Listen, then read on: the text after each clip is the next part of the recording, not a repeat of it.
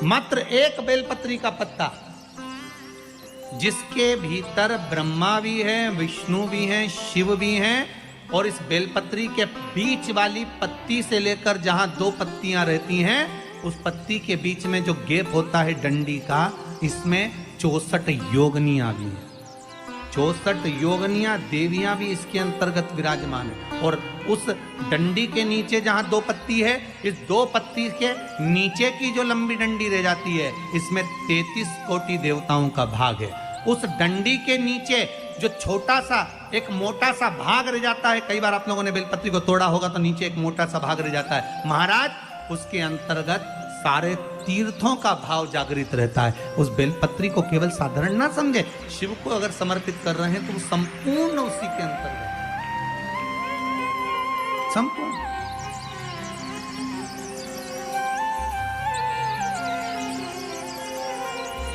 केवल आप लोगों ने बेलपत्र अगर कभी शिव जी पे चढ़ी हुई, हम तो कई बार निवेदन करते हैं कि आप उसका सेवन हफ्ते में एक बार, जिसको भी शुगर हो, बीपी हो, थायराइड हो, हफ्ते में एक बार शंकर जी पे चढ़ी हुई बेलपत्र अवधूतेश्वर महादेव के नाम से, कौन से महादेव? अवधूतेश्वर महादेव के नाम से खाना प्रारंभ कर देना चाहिए, हफ्ते में एक बार। और जिसके भी घुटने में प्रॉब्लम रहती है या डॉक्टर ने बोल दिया कि घुटना बदलना पड़ेगा, तो उनके लिए निवेदन है, शिवरात्रि के दिन रात्रि को 12 बजे शंकर जी पे चढ़ी हुई बेलपत्र, भगवान शंकर पर चढ़ी हुई बेलपत्र, शिव जी के मंदिर पर ही बाहर खड़े होकर शिखर का दर्शन कर कर उस बेलपत्र को चबा चबा कर खा लीजिए। घुटना बदलने की जरूरत नहीं पड़ेगी, कभी भी घुटना बदलने की जरूरत। और कई लोगों ने प्रैक्टिकल करके देखा है, आपके बीच में ही लोग बैठे होंगे, बहुत सारे आपके भीतर बैठे होंगे। भगवान भूत भावन भूतेश्वर मेरा शंकर, मेरा कैलाशी, मेरा अविनाशी, मेरा शिव है, इस मृत्यु लोक का दिया। पर दुनिया के लोग ना जाने क्यों कहे हम कृष्ण वाले हैं, हम श्री जी वाले, हम शंकर के मंदिर नहीं जाते। वो कोई कहता हम नारायण वाले, हम शंकर को नहीं मानते, हम शंकर का प्रसाद नहीं लेते, हम शंकर के मंदिर नहीं जाते। भगवान को ऐसा बांट दिया, ऐसा बांट दिया कि शंकर के दरवाजे को जाने को तैयार नहीं होता। तो किसी ने एक बार पार्वती जी ने शिव जी से पूछा, भोलेनाथ जी कोई तुम्हारे मंदिर में नहीं आता, कोई तुम पर जल नहीं चढ़ाता, कोई तुम्हें नमन नहीं करता, सब ये मंदिर जाना, नारायण के मंदिर जाना, वो मंदिर जाना, वो देवता को रिझाना, वो देवी को रिझाना, पर तुम्हारे को कोई नहीं रिझाता। शंकर भगवान बोले मत रिझाने दे, अपने को कोई दिक्कत नहीं, अपन तो शांति से बैठे रहो। मेरे ससुर ने मुझे श्राप दिया है, दक्ष प्रजापति ने, ए शंकर मैं तुझे श्राप देता हूं कि तू शमशान में निवास करेगा। शंकर भगवान बोले उस दिन से मैं बड़ा प्रसन्न हूं, क्योंकि मैं शमशान में रहता हूं। आज किसी का भी भजन कर ले, चाहे ये राम कहे, चाहे ये कृष्ण कहे, चाहे देवी कहे, चाहे दत्त कहे, इसकी मर्जी पड़े, जितना देवी देवता पूछता फिरे, पर आखिरी में मरने के बाद तो मेरे पास आएगा ना, तब निपट लूंगा। बस उस दिन का इंतजार है। और जैसे ही मेरे पास आया, ऐसी लकड़ी में जलाऊंगा गीली कि 3 दिन ठंडा नहीं होने दूंगा। जिस पुराण को हम श्रवण करने के लिए बैठे हैं, ये पुराण कोई साधारण सा नहीं, इसको कोई साधारण सा ना समझ। भगवान शिव की जब कृपा होती है, करुणा होती है, दया होती है, तब जाकर कहीं आप भगवान शंकर की अविरल भक्ति और मुक्ति की पथ को निश्चित करने वाली शिव महापुराण की कथा श्रवण कर पाते। भगवान देवाधिदेव महादेव, करुणा सागर भगवान शंकर, दया सागर, जिन्होंने आप सबको यहाँ पर आमंत्रित करा, कहीं भोले बाबा की दया और उदारता ही है जो पूरे शहर सीहोर में ऐसा कोई भवन नहीं है जिसमें आप लोग नहीं है, ऐसा कोई भवन नहीं जहां आप लोग हैं। और शहर तो शहर, पूरे नगर में, पूरे गांवों में, खेड़ों में, क्षेत्र में। और एक निवेदन आप सभी से, जितनी देर की कथा है आप लोग उसको स्मरण कर कर श्रवण करें और अपने जीवन को सार्थक बनाएं। बाबा देवाधिदेव महादेव ने ये करुणा करी है, कृपा करी है, दया करी है, जिसको हम अपने जीवन में उतार सकते। बस आपके आसपास में अगर कोई खड़ा हुआ हो, बोल रहा हो, तो उसके चरण पकड़कर आप उसको कहें कि थोड़ा शांत रहें, जिससे हम भगवान की जिस कारण आए, आप आए किस कारण से, आप किस लिए यहां पहुंचे हो, केवल उसके दो कारण हैं। एक बाबा देवाधिदेव महादेव का प्रसाद स्वरूप रुद्राक्ष चाहिए और दूसरी शिव महापुराण की कथा चाहिए।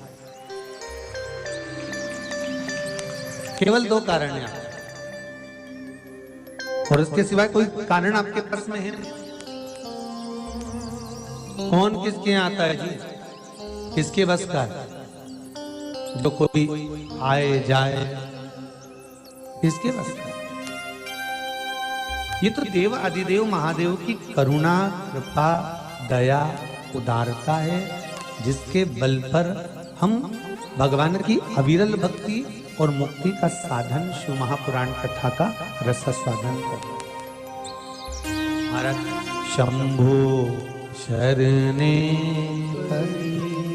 मांगू घड़ी रे घड़ी, दुख काटो दया करी ने दर्शन आपो। शंभो शरणे मांगू घड़ी रे घड़ी, दुख काटो दया करी ने दर्शन आपो।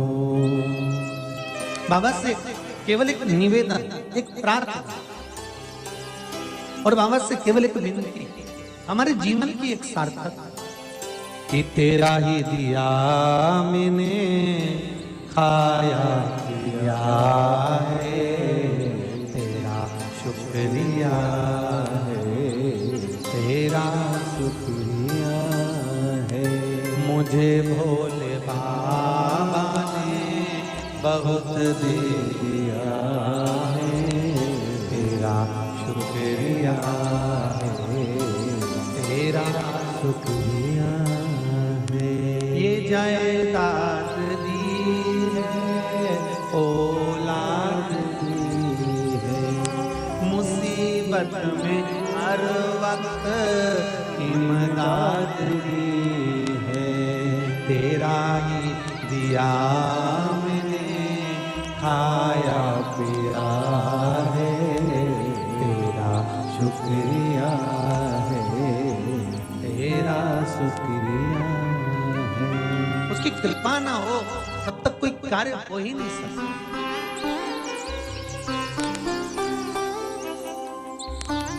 संसार में आने के बाद देखिए, अगर भगवान के होना है, परमात्मा के अगर हमको होना है, तो थोड़ा सा तो जीवन में कष्ट।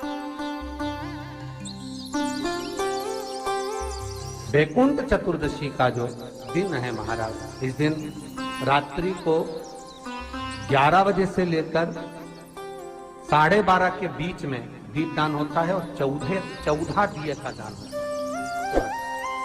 इसमें 14 दीप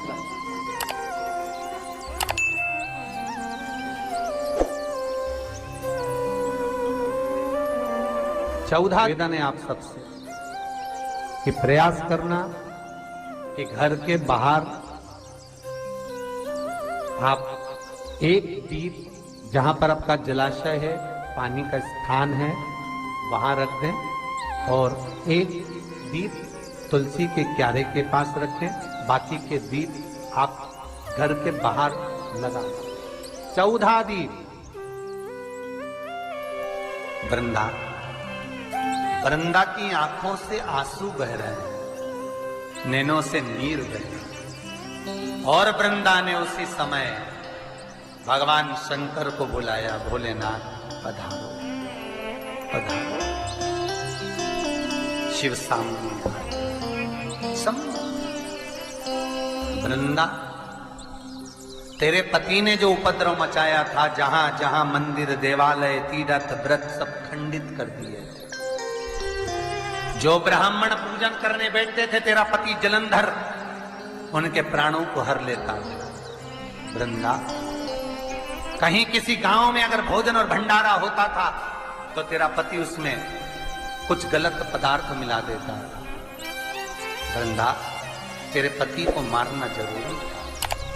वृंदा की आंख में आंसू भरे थे और वृंदा आंसू भरती भरती कहती है, भोलेनाथ, मैं ये भगवान विष्णु को श्राप देती हूं कि ये पत्थर के हो जाए, ये पत्थर के हो जाए। और मैं वृंदा हाथ में जल लेकर अपने शरीर पर डालती हूं और मैं तुलसी का पौधा बनूंगी।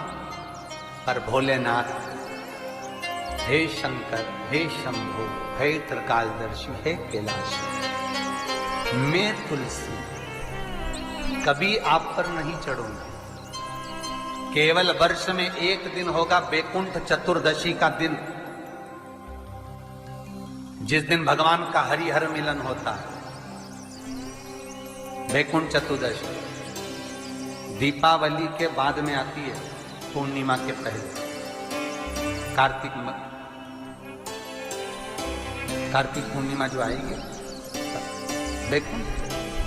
और इस वैकुंठ चतुर्दशी का बड़ा महत्व है साहब। जो बच्चे पढ़ने में कमजोर होते हैं, विद्या में कमजोर होते हैं, जिनकी चित्तवृत्ति कमजोर होती है, जो उनको माता पिता बार बार कहते पढ़ पढ़ पढ़ और बच्चा पढ़ता नहीं है, उनका दिमाग, उनकी चित्तवृत्ति खेलने में लगी रहती है, चिड़चिड़े रहते हैं, उन बच्चों के लिए शिव महापुराण कहती है वैकुंठ चतुर्दशी